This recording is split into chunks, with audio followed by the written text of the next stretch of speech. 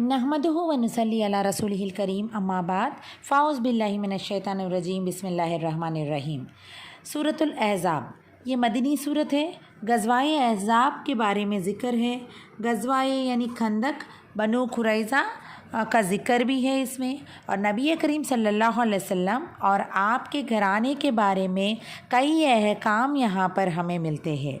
बाज़ जाहिली आदत को ख़त्म किया गया है और तबानी ज़िहार मवाली को ख़त्म किया गया है।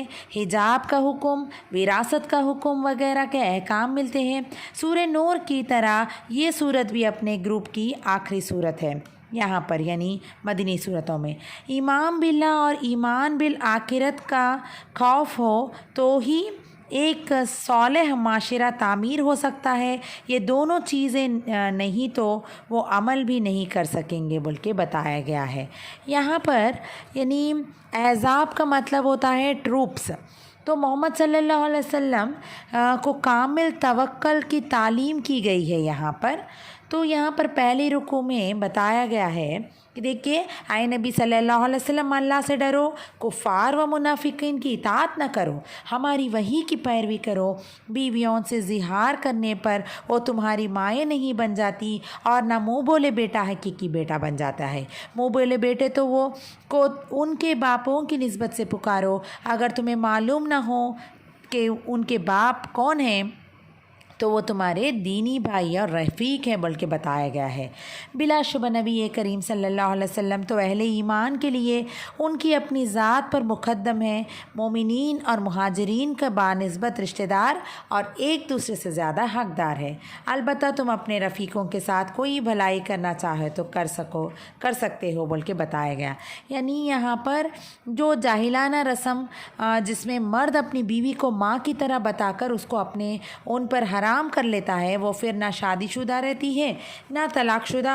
ये बात यानी ये जाहिलाना रस्म को भी ख़त्म कर देने की बात बताई गई है। फिर एडॉप्शन, जो बच्चों को एडॉप्ट करते हैं, तो इंसान की पहचान तो अपने बाप के नाम से ही होनी चाहिए। मुँह बोले बेटे की बीवी नामहरम होगी बोल के बताया गया है। मुँह बोले रिश्तों के विरासत में हक़ नहीं होता, और मुँह बोले औलाद से पर्दा होगा बोल के बताया गया है। तकमीले ईमान की ज़रूरी शर्त यहाँ पर बताई गई, और 5 उलुल अज़म पैगम्बर मोहम्मद सल्लल्लाहु अलैहि वसल्लम, नूह अलैहिस्सलाम, इब्राहीम अलैहिस्सलाम, मूसा अलैहिस्सलाम और ईसा अलैहिस्सलाम के बारे में बताया गया। मिसाकुल अंबिया यानी पैगम्बरों का अहद, हर पैगम्बर अपने से पहले का पैगंबर की और उनके किताबों की तस्दीक करेगा।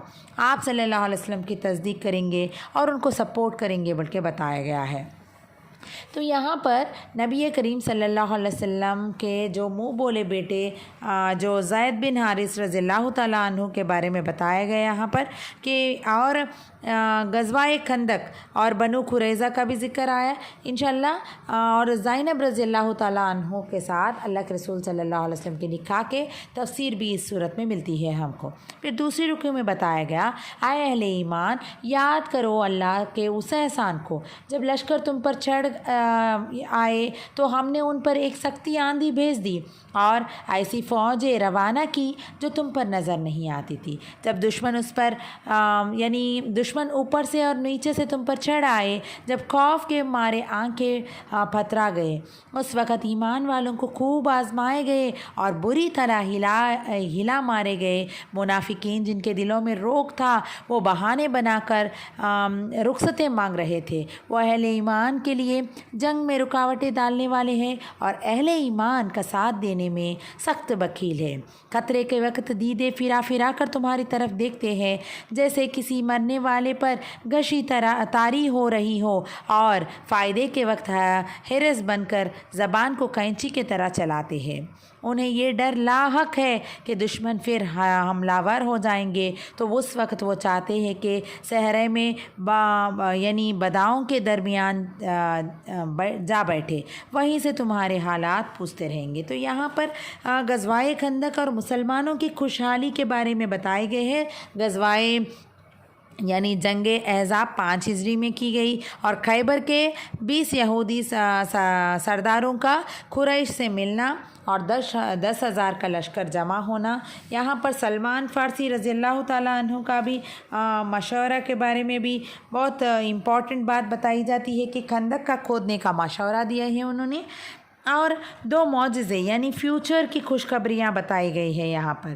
منافقین کا فرار ہونا، یعنی جہاد سے پیٹھ پھیرنے والوں سے سوال کیا جائے گا، اور جہاد سے منہ موڑنے والے ایمان سے خالی لوگ ہوں گے بول کے بتائے گا، اور منافقین کی بزدلی کے بارے میں بھی بتائی گئی یہاں پر۔ اور تیسری رکوع میں اللہ تعالیٰ آپ صلی اللہ علیہ وسلم کے اسوہ حسنہ کے بارے میں بتایا، یعنی ان کی کیریکٹر کیسی تھی اس کے بارے میں اللہ تعالیٰ بتایا، اور صحابہ اکرام کا ایمان کامل کے بارے میں بھی ذکر کیا گیا ہے۔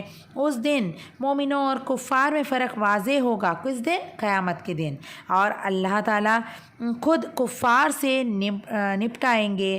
بنی قریظہ کا بیان بتائی گئی یہاں پر، اور صحابہ اکرام کو مال اور زمین کا تحفہ دیے گئے ہیں، اس کے بارے میں بھی یہاں پر ذکر ہے۔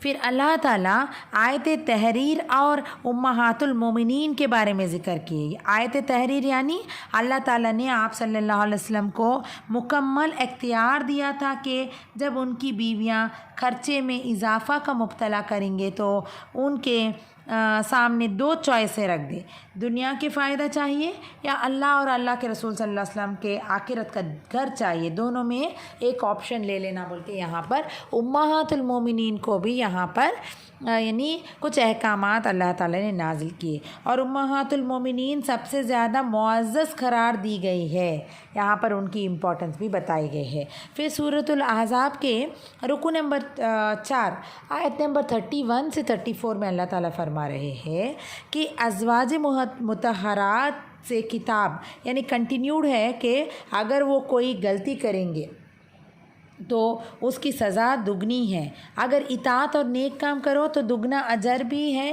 آخرت میں رزق کریم ہے، کیونکہ انہوں نے آخرت کو چنا اور دنیا میں کی تنگی میں بھی الحمدللہ کہا ہے۔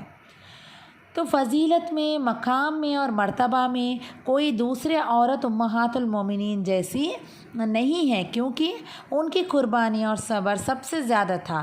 غیر مردوں سے یا غیر محرم سے بات کرو تو ایسے لہجے میں مت بات کرو کہ ان کے بارے میں کوئی دل کا مریض منافق ان کے بارے میں برے خیالات رکھے، یعنی ایک لیڈی کس طریقے سے غیر محرم کے ساتھ کس طریقے سے بات کیا جائے، غیر مردوں کے ساتھ کیسا بات کرے، اس کا بھی لہجہ کے بارے میں اللہ تعالیٰ یہاں پر ہم کو سکھاتے ہیں۔ اور عورت کے مقام کیا ہے؟ گھر ہے، کسی کام سے نکلنا ہے تو اپنے آپ کو بیوٹیفائی نہ کرے بول کے بتایا گیا، جاہل عورتوں کی طرح اپنی خوبصورتی کو ظاہر نہ کرو بول کے اللہ تعالیٰ بتائے، اور ظاہری پاکی یعنی آواز اور لباس، باطنی پاکی کے بارے میں بھی اللہ تعالیٰ بتائے، یعنی صرف اپنے دکھاوے یعنی جو کچھ نظر آتے ہیں وہی چیز نہیں، بلکہ اپنی نماز اور زکوٰۃ کو بھی بیوٹیفائی کرو بول کے اللہ تعالیٰ بتائے۔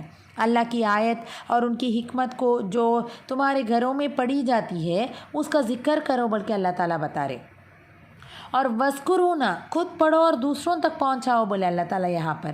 عائشہ رضی اللہ تعالیٰ عنہ آپ صلی اللہ علیہ وسلم کے وفات کے بعد تقریباً 50 سال تک دین کو آگے پہنچاتی رہی، تو یہاں پر ایک بہت بڑی مثال ہے ان کی۔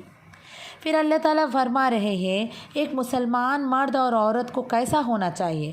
اللہ کے پسندیدہ مرد عورت کی صفات بتائی گئی ہے یہاں پر کہ اللہ کے حکم کے آگے سر جھکانے والے، اسلام میں کمپلیٹلی داخل ہو جانا چاہیے، ایمان لانا، دل سے یقین کرنا، زبان سے اقرار اور عمل سے ثابت کرنا، قنوت یعنی پورے دل کے جھکاؤ کے ساتھ اطاعت کرے بول کے بتایا گیا، سچے قول اور فعل میں صبر کرنے والے، ہر حال میں استقامت رکھنے والے، خشوع کرنے والے یعنی نمازوں میں اور عام زندگی میں بھی، اور صدقہ دینے والے، دوسروں کی ضروریات کو پوری کرتے ہیں یہ لوگ، روزہ رکھنے والے، فرض اور سنت، پھر حفاظت کرنے والے اپنے شرمگاہوں کی، ذکر کرنے والے، صبح اور شام اللہ کے ذکر کرتے ہیں بول کے بتائے دیے۔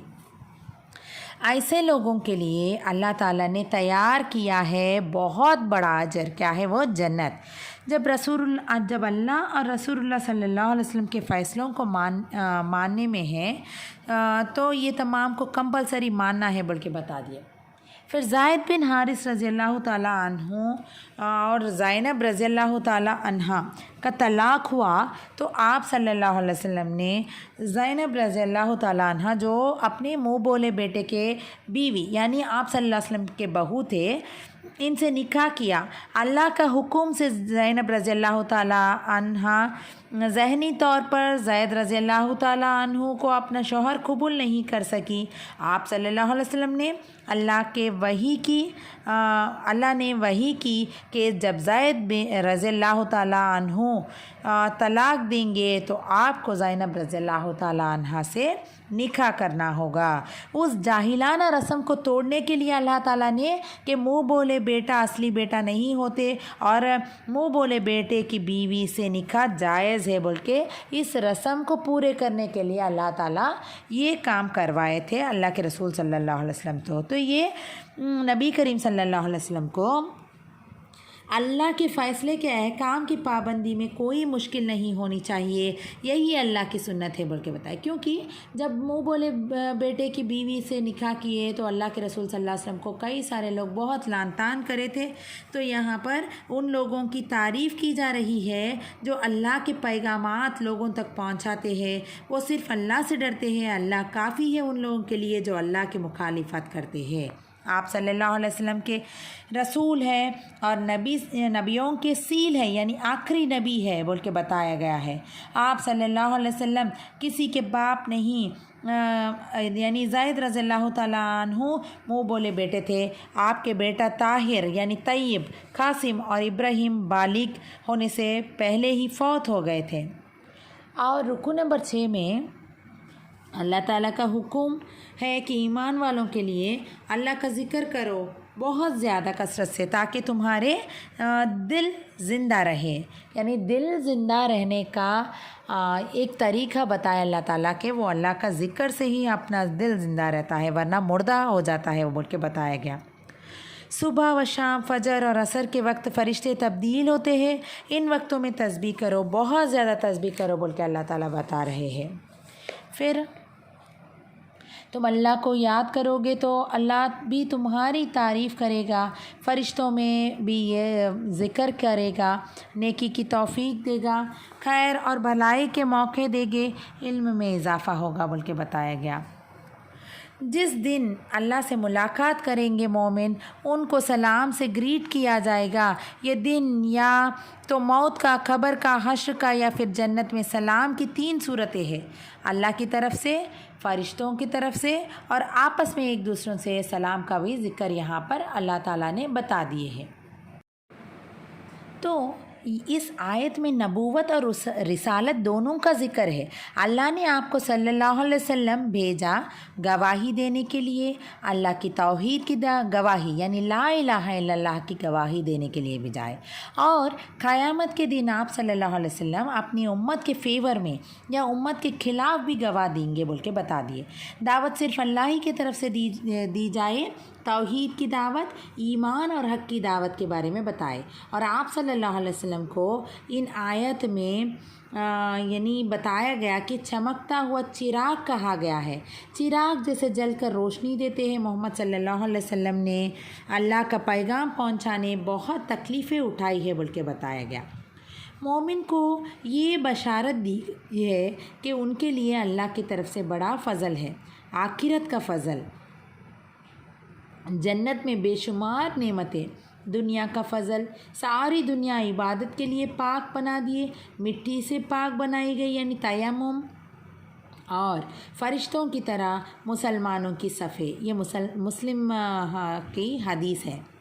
اور کافروں اور منافقوں کی بات نہ مانو اور ان کی اذیتوں کو چھوڑ دیجیے، ان کی پرواہ نہ کرو، اللہ کافی ہے، آپ کو ان سے بچا لے گا بتایا گیا۔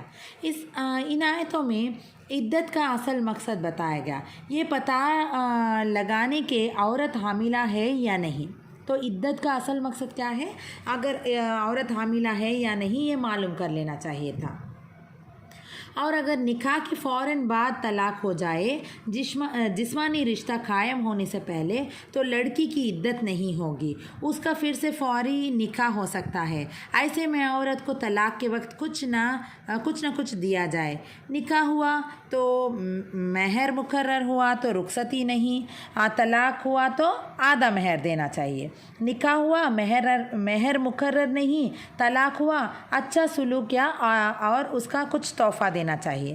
تو یہاں پر نکاح، مہر اور طلاق کے اس کے احکامات بتائے گئے، اور آپ صلی اللہ علیہ وسلم سے خطاب کی گئی ہے کہ یہ رخصت دی جا رہی ہے کہ آپ 4 سے زیادہ شادیاں کر سکتے ہیں۔ خاص حکم خاص ضرورت کی وجہ سے اللہ تعالیٰ نے دیے، عائش کے لیے نہیں دیے تھے۔ یہاں پر ہم کو معلوم ہے کہ اللہ کے رسول صلی اللہ علیہ وسلم کو ہی یہ اجازت ہے، باقی تمام عام مسلمانوں کے لیے تو صرف اور صرف 4 شادی کا اجازت دی گئی ہے۔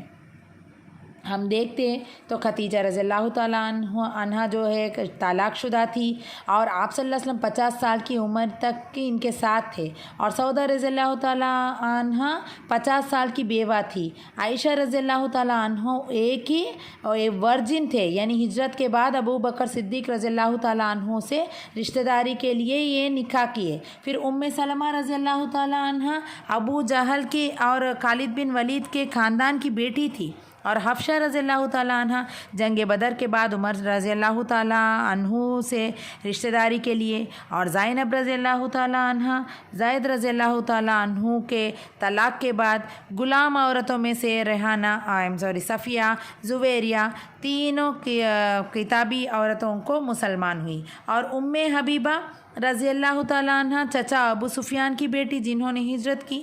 تو یہ شادیوں کی وجہ دور جہالت کی کچھ رسموں کو توڑنا یا قبائلی دشمنی کو ختم کرنے کا ہی ریزن تھا، اور نبی کریم صلی اللہ علیہ وسلم کو رخصت دی جا رہی ہے کہ آپ صلی اللہ علیہ وسلم جس بیوی کے پاس نہ جانا چاہے نہ جائے، چوائس دیا گیا، کیونکہ آپ کی شادیوں کا مقصد کچھ اور ہی تھا۔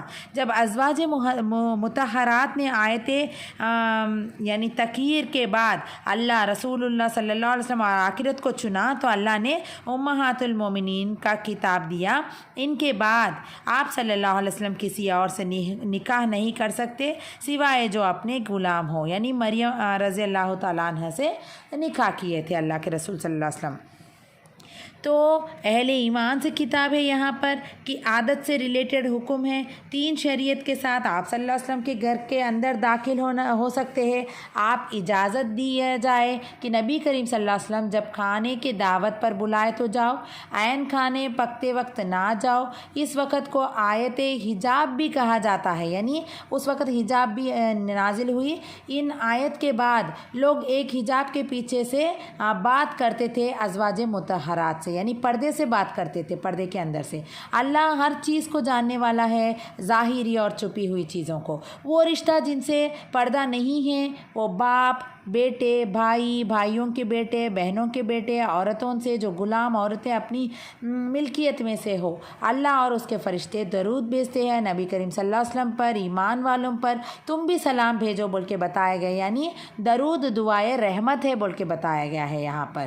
جو اللہ اور اس کے رسول کو ستا رہے ہیں ان پر لعنت ہے دنیا اور آخرت میں۔ شرک، اللہ کو اذیت دینا اور رسول اللہ صلی اللہ علیہ وسلم کو شاعر مجنون کہنا آپ کو اذیت دینا ہے، اور اللہ کے رسول صلی اللہ علیہ وسلم کے بعد سب سے زیادہ برا کام مومن مرد اور مومن عورتوں کو ستانا ہے بول کے بتایا گیا ہے۔ پھر یہاں پر نبی کریم صلی اللہ علیہ وسلم کے کتاب ہے کہ اپنے بیویوں کو، اپنے بیٹیوں کو اور اپنے مومن عورتوں کو بتا دیجئے کہ اپنے اوپر سے اپنی چادر یعنی جلباب ڈال دے۔ جلباب کی حکمت یعنی مسلمان عورت اس مخصوص لباس میں پہچانی جائے تاکہ وہ ستائی نہ جائے، یعنی حجاب کی امپورٹنس بتائی گئی ہے یہاں پر۔ منافقوں کی مسلمان عورتوں سے چھیڑ چھاڑ اور نبی صلی اللہ علیہ وسلم کی مخالفت کے طرح اشارہ ہے۔ اللہ منافقوں کو وارن کر رہے ہیں کہ اگر وہ باز نہ آئے تو وہ پھر میدان سے باہر کر دیا جائیں گے۔ اگر منافق مسلمان کو اذیت دیتے رہے تو دنیا اور آخرت میں لعنت کیے جائیں گے، اور کسی فساد میں پکڑے جائے تو مار دیے جائیں گے۔ اللہ کی سنت ہے کہ کچھ وقت تک ایک شخص اپنی منمانی کر سکتا ہے، پھر ایک وقت اللہ ایسے مفسد کو پکڑ لیتے ہیں۔ اللہ کی سنت میں کوئی تبدیلی نہیں ہوگی کہ ظالم کا حساب دنیا میں ہی ہوگا۔ یہود اور اہل کتاب آپ صلی اللہ علیہ وسلم سے سوال کرتے کہ قیامت کے بارے میں، آپ کا امتحان لینے اور مذاق اڑانے کے لیے ایسا کرتے تھے۔ اللہ کہہ رہے ہیں کہ اس کا علم صرف اللہ کے پاس ہے، ہر شخص کی قیامت اس کی موت ہے۔ کافروں کے لیے اللہ نے تیار کیا بھڑکتی ہوئی آگ، اس آگ میں تو وہ ہمیشہ رہیں گے اور نہیں پائیں گے کوئی مددگار اور نہ کوئی دوست۔ اس وقت وہ کہیں گے کہ کاش ہم اللہ کی بات مان لیتے اور رسول کی اطاعت کرتے۔ وہ اقرار کریں گے کہ ہمارے لیڈرز یعنی بڑوں نے انہیں اصل راستے سے بھٹکا دیا ہے، ہدایت اور حق سے، لیکن وہ کہیں گے کہ اللہ ان کو دگنا عذاب دے۔ تو مسلمانوں سے کہا جا رہا ہے کہ تم اپنے نبی صلی اللہ علیہ وسلم کے ساتھ وہ مت کرنا جو موسیٰ علیہ السلام کے ساتھ اس کی قوم نے کیا ہے، اور مصر میں موسیٰ علیہ السلام کو بلیم کیے۔ سمندر کے پاس مصر سے نکلے، جب مصر سے نکلے تو بچڑا بنا دیا اور شرک کرنے لگے، من و سلوا پہ اعتراض کیے۔ جب تورات دیا گیا تو نہیں مانے جب تک کہ اللہ کو نہ دیکھ لے۔ جہاد کرو تم اور تمہارے رب جانتے ہیں بول کے بتایا گیا، اور گائے ذبح کرو بولے تو بار بار سوال کرنے لگے۔ اللہ کا تقویٰ کرو اور کہو درست بات، واضح سمجھ میں آنے والی بات، تو سیدھی سچ بات کرو تو اللہ تمہارے اعمال درست کر دیں گے اور گناہوں کو معاف کر دے گا۔ اللہ اور رسول صلی اللہ علیہ وسلم کی اطاعت سے کامیابی حاصل ہوگی بول کے بتایا گیا۔ یعنی موسیٰ علیہ السلام کے قوم کی سرکشی کو یہاں پر بتاتے ہوئے یہاں پر مسلمانوں کو بتایا جا رہا کہ آپ رسول اللہ صلی اللہ علیہ وسلم کی اطاعت کرو اور اس طریقے سے سرکشی مت کرو بول کے بتایا گیا۔ اور آخری میں بتایا جا رہا ہے کہ قرآن اور سنت یعنی امانت ہے کو یہ اللہ نے پہلے آسمان، زمین اور پہاڑوں کو دی ہے، لیکن انہوں نے انکار کیا، لیکن انسان نے ذمہ داری اٹھا لی۔ جو یہ ذمہ داری پورا نہ کر پایا وہ ظالم اور جاہل ہے بول کے بتا دیا گیا۔ جو اپنی زندگی سے منافقت اور شرک نکال دے وہ مومن ہے۔ ایمان والوں پر اللہ یعنی غفور الرحیم ہے بول کے بتایا گیا ہے۔ یہاں پر سبق یہ ہے کہ ہر انسان کی زندگی میں ایک جنگ احزاب ہوتی ہے، ایسے میں اللہ کا حکم پر جمے رہنا ہے اور امانت ادا کرنا ہے، قرآن اور سنت پر عمل کر کے عورت کے لیے پردہ کرنا جنگ احزاب کو دعوت دینا ہے بول کے بتایا گیا ہے۔ تو یہاں پر یہ تمام باتیں یہاں پر بتائی گئی ہے۔ تو انشاءاللہ ہم کل سورۃ الصبا سے اس کے تفسیر سماعت فرمائیں گے۔ اللہ سے دعا ہے کہ اللہ جو کچھ سنے اور سنائے اس سے بھی زیادہ عمل کرنے کی توفیق عطا فرمائے، اور ہم کو ہر حال میں اللہ تعالیٰ کی فرما برداری کرتے ہوئے اللہ کی نافرمانی سے بچنے کی توفیق عطا فرمائے۔ رب اغفر وارحم وانت خیر الراحمین۔ السلام علیکم ورحمۃ اللہ وبرکاتہ۔